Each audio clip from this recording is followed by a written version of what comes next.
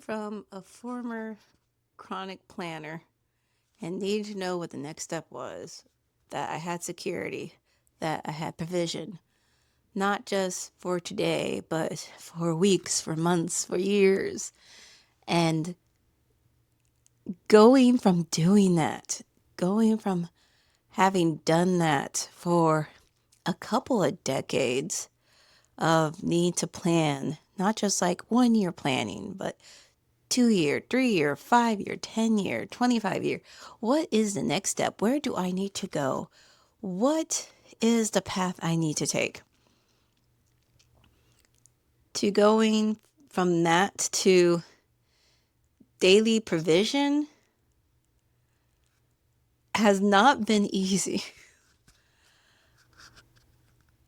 Only it has, now that I'm getting more closer to understanding this process of what the Most High says, hey, my daily provision is enough for you, compared to needing to know what today is, knowing what's going to happen tomorrow, was need to know what's going to happen in a week, a month, a year, to know that, hey, regardless of what happens, I have everything planned out.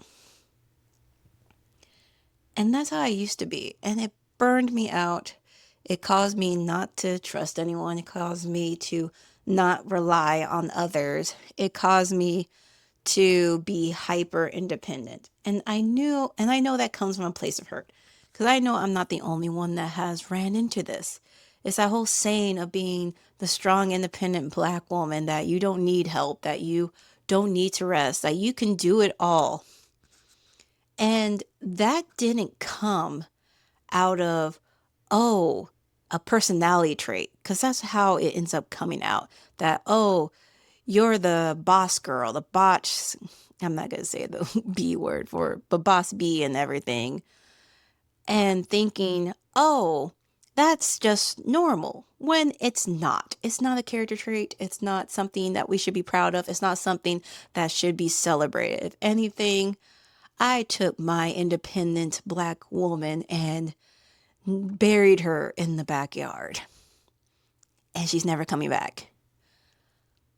I enjoy being soft. I enjoy being able to rest and reflect and to enjoy myself, and not to have to always be on, to always be dependable, to always have everything planned, that I don't need help, that I don't need to go to someone for help, that somehow I have everything planned out to a T. And yeah, no. After having my chronic illness diagnosis and then having to navigate through that season of my life, that, hey, you cannot be hyper independent, you can't be strong all the time. You doing that is killing you, literally. And there has actually been several black women that have died from this, of just overworking. And unfortunately, I'm even witnessing that currently with my own mom right now, and that's a story for a different day. And I give all the glory and all the praise to the Most High for giving me that chronic illness that made me slow down, that made me stop and reevaluate and re-look at my life and think, why does it have to be this way? Why do I have to carry this weight that I didn't even want to carry in the first place? Because a lot of time when you get that strong, that hyper independence, it's not a, like I said, it's not a character trait. It is born out of necessity. It is born out of not having a secure environment. It's born from not having your needs met, even from a young age. It's coming from that, even when you came and asked for help, you were looked down on, you were told to figure it out, or you just didn't even get an answer. So it just got to the point where you just stopped asking. You got to the point where, okay, if I want something done, or if I want something for myself, or if I need care for myself, I got to do it myself. There's no one. There's no one that's going to come and help me. And that's something that took time for me to be able to grow out of. Because that is not normal. That is not, it's a character flaw. It's not a character trait. And as I said, yes, I know it was needed at that time for survival. And that's the thing. I'm entering a season that it's no longer about survival. This is the season for thriving. This is a season for being soft. This is a season for slowing down and not hustling and grinding, of needing to have everything planned out from year 1, 5, 10, and everything else. After I left my career in February of 2025, I have come to the understanding that the Most High has been making a way for me and my family each and every month. And throughout that, and this is just a very recent revelation that I got leading up to my 40th birthday, was, and I recommend this for everyone, keep a journal.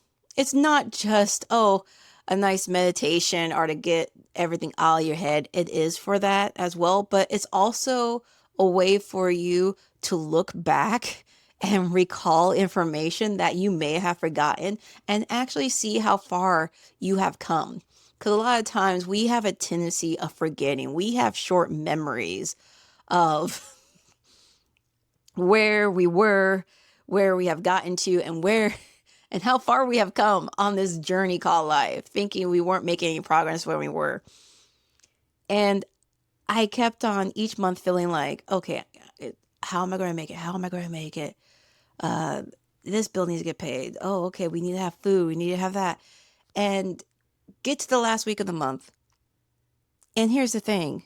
Like I said, I'm a recovering chronic planner. I need safety and security, and I need to know the next plan. And each month, this was driving me up a wall of, okay, yeah, I'm just taking it day by day. And finally, it clicked at the end of June, beginning of July.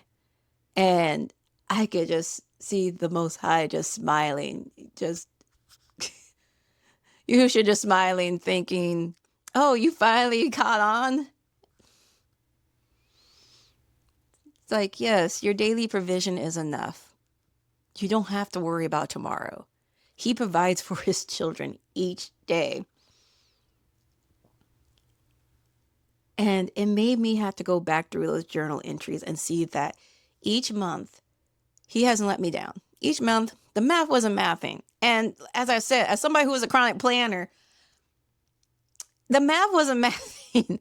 I was thinking there shouldn't be any way of making it through this month. How did we get through this month? And how did this bill get paid? And then money just coming out of nowhere, or money going out of nowhere. And then it's like, wait, what is going on here? And I finally came to the realization he has been providing this whole time. So during the month of July, I started, stop worrying about tomorrow. Don't worry about tomorrow. Tomorrow has enough worries for its own. Focus on today. Do you have enough for today? And each day, the answer has been yes, I have enough for today. Yes, the bill that was due today got paid. Yes, needed to go shopping today. Had the money for that. Hey, was able to go to the gym and have breakfast, lunch, and dinner. Was able to spend time with my dogs.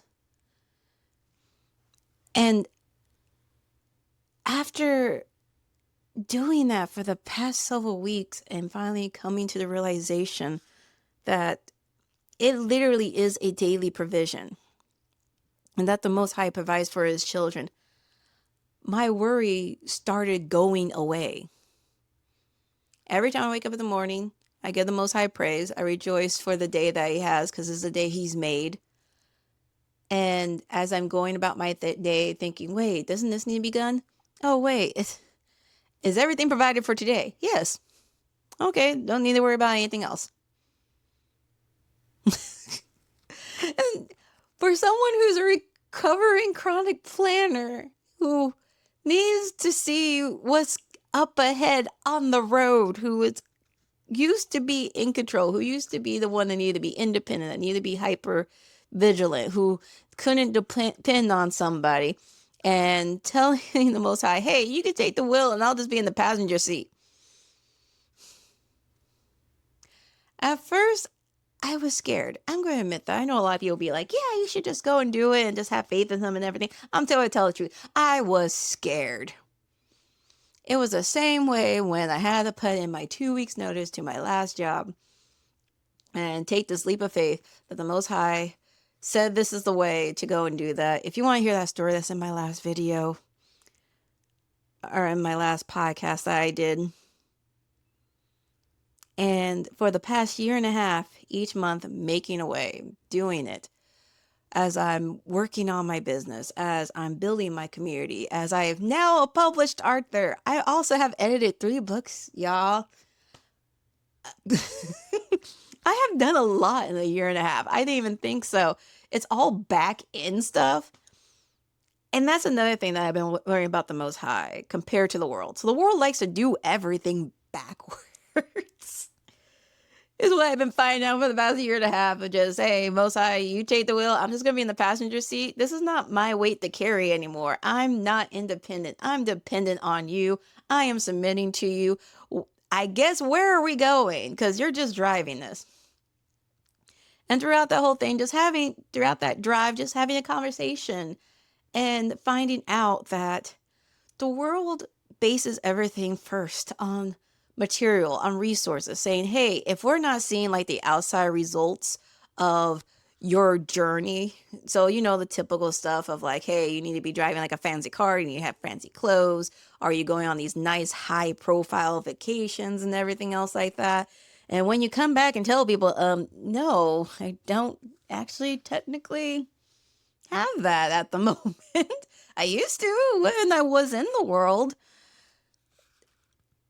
And coming to find out why the Most High stripped that. Because his whole thing was, I want you to know that you can depend on me. You don't have to depend on the world. So get everything that has to deal with the world, get rid of it. Throw it out. And I ran across the passage. It's in Matthew. I'm trying to remember the exact chapter.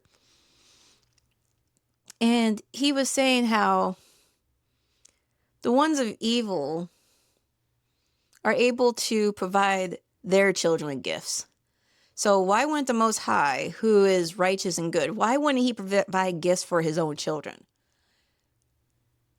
And when I read that, it kind of broke my heart a little bit, because I came to the realization of me being so hyper vigilant, hyper independent, of needing to be strong, of not depending on no one.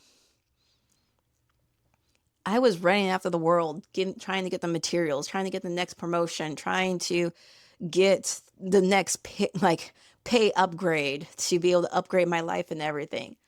And I came to the realization, I was doing it the world's way. I was doing it where I thought the Most High would not provide these same things that the world was providing.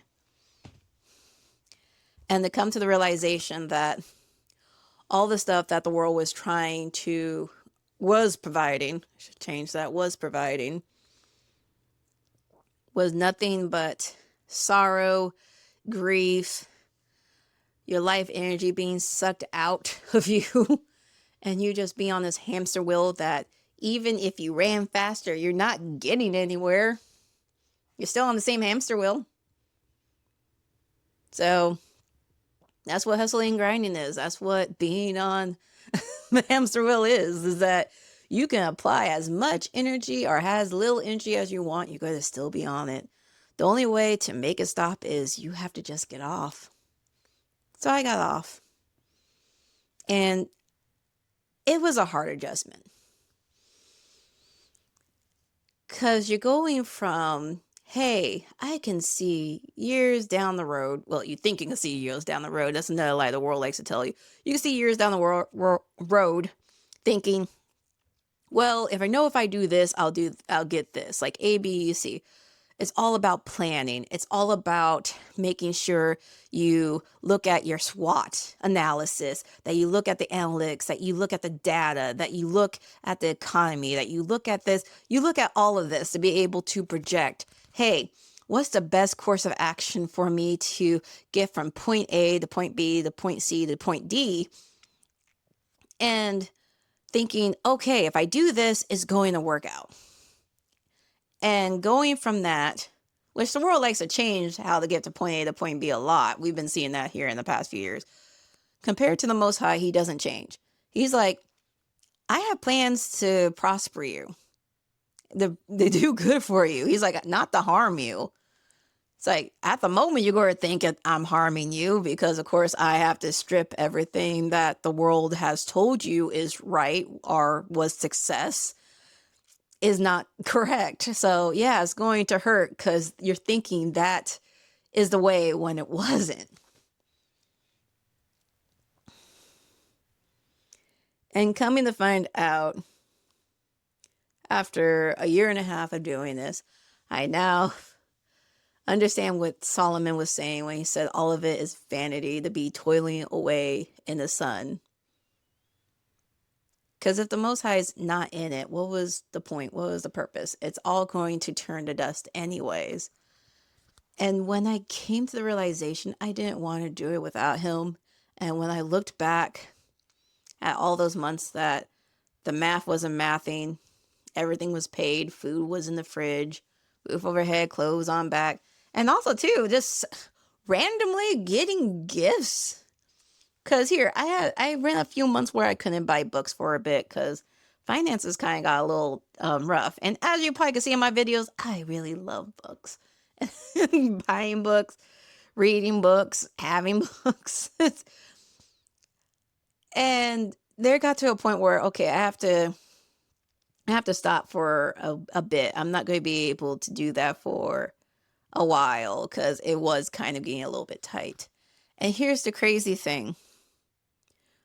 The Most I pretty much said, oh no, I know my child loves books. You're not going to go without books. You don't even have to pay for them. During those months that I did not buy myself books, people were just giving me books randomly. It's like I even had one person give me a signed Arthur copy of, and here's the thing, I like epic fantasy. Epic fantasy is,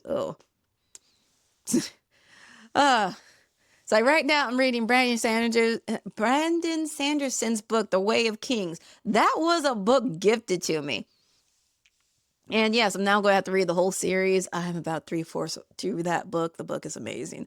And I got that from somebody. They just gifted it to me. They're like, no, I want somebody else that's good, that I can like talk to here in like a year about the story because nobody wants to read this because it's so long. It's a really good book. So I do look forward to talking to that person about it when I see them again. It was a distant family member. So I also got like another book, found out it was a signed author copy. I just went to a bookstore, talked to the bookstore owner, and he really enjoyed my love of books that he just gave it to me. And I'm like, wait a second, what?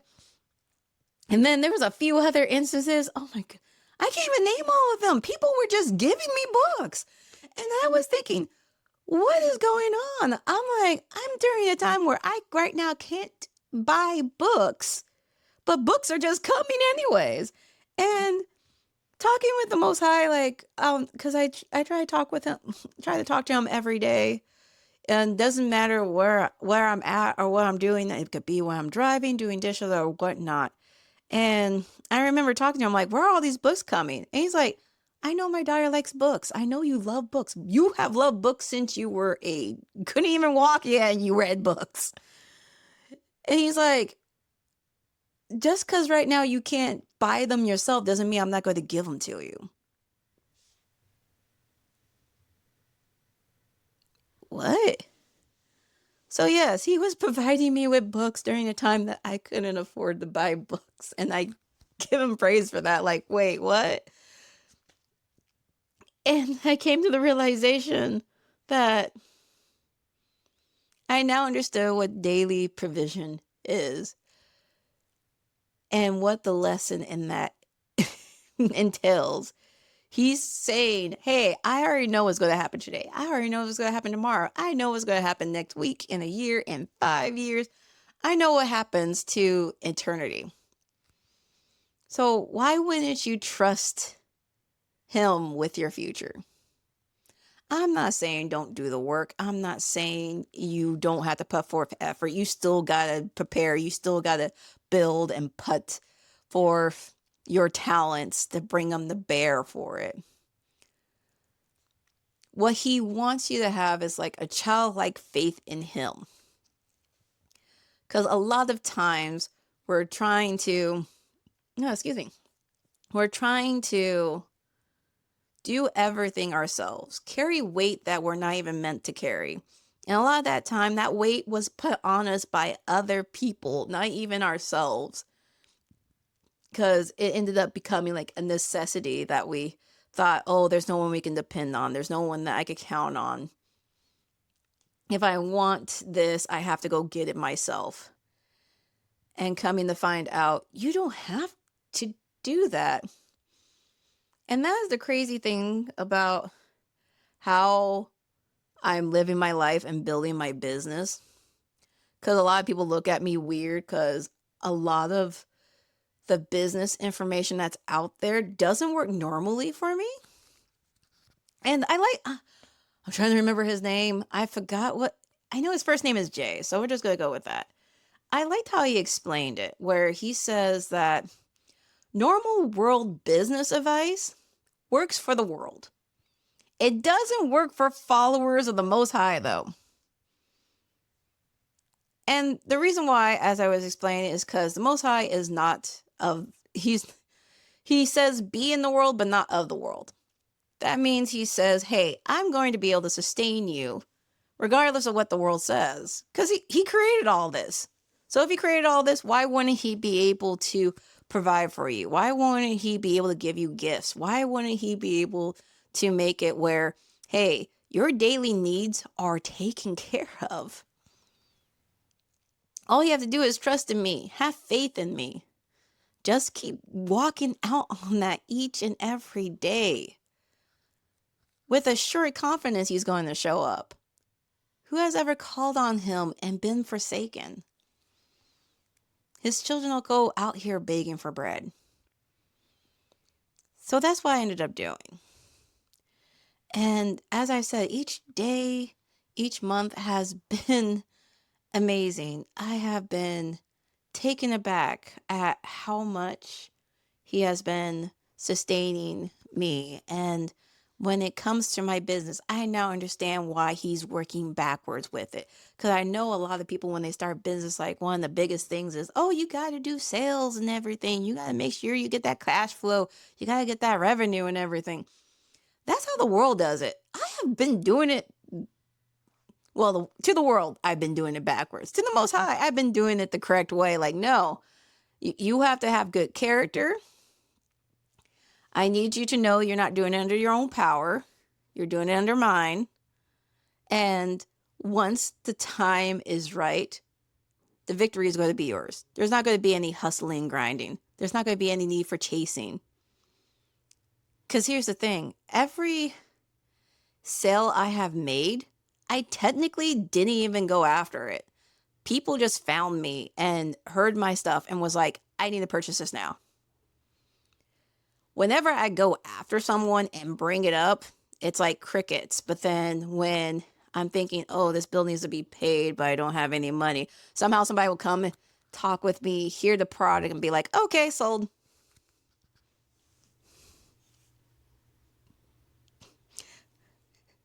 You want to know how much business advice doesn't really work? We're followers of the Most High. I need to find out what's his last name or his name so I could put it up here. But when I ran into his video and he was explaining that because it was happening to him too, I was like, okay, it's not just me.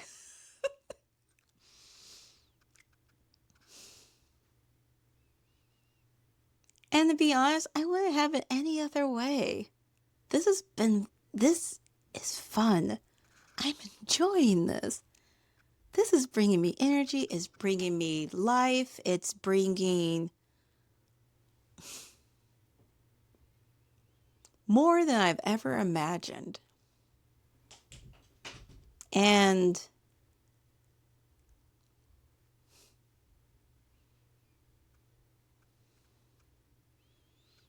I'm just lost for words at the moment. Because peace. Just being able to do something that you enjoy, that brings out your talents, that's work, but it doesn't feel like work. You look forward to doing it every day. Yeah, I think I'm going to, no, I know. I know I'm going to stick with this. Cuz I have seen the alternative. I have lived the alternative. The alternative has almost killed me 3 times. 3 times. I'm only here because of him, because of those 3 times. So, this is all about, I'm not going to be just talking about faith. I'm going to be walking out on faith. I'm going to be living it. I want to weave more scripture into my life and walk out on it.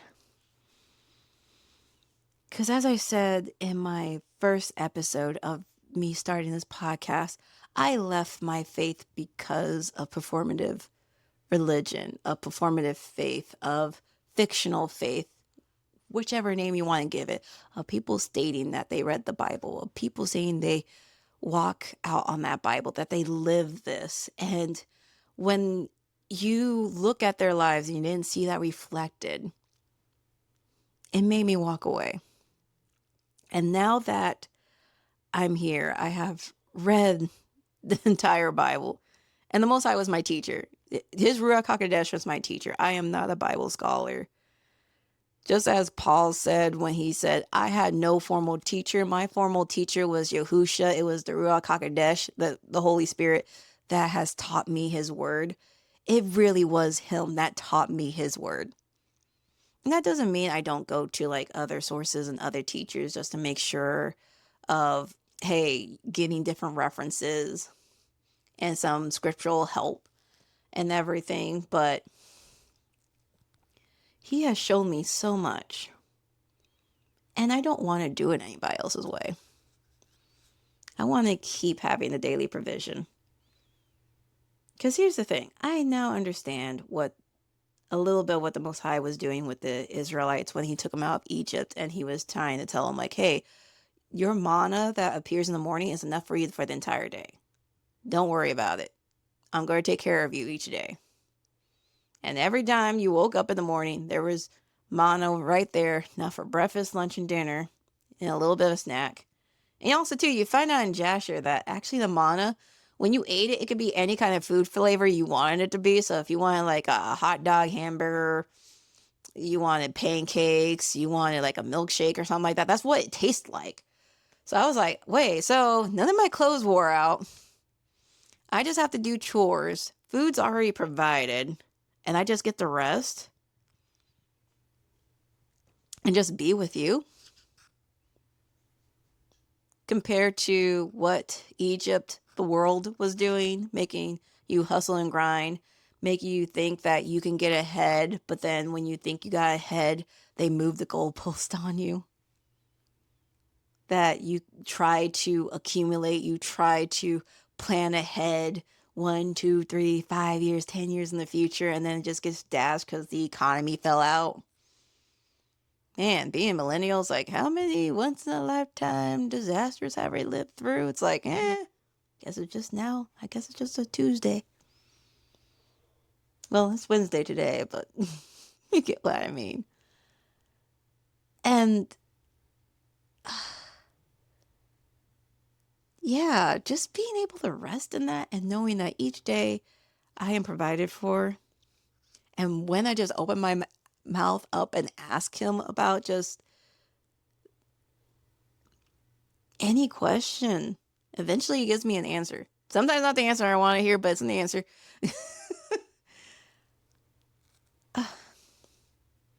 Yeah, there's no going back. So this is for taking my time.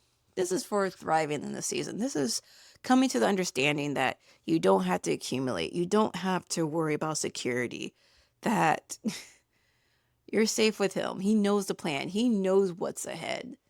So just sit in the passenger seat, let him drive, and you just watch the view, just having a good discussion with him. Knowing, hey, as a child of his, I'm taken care of. What is there to worry about? Let me be the me he wants me to be, that he created me to be. So yes, everyone, if you want to continue on this journey with me, follow me. Like I said, I'm not going to be just talking this. I'm going to be living it out each day, daily provision, because his grace is sufficient enough for it. And if you want more of this and more of like an intimate space with me, you can join my community, Kingdom Forge. Link will just be below in the notes. And with that, everyone, stay blessed. Oof, I think I'm getting better at this. I think I am. I think. Yeah, I am. I'm getting better at this. I'm enjoying this. To be able to get my voice back. Ooh, I think that might be the next one.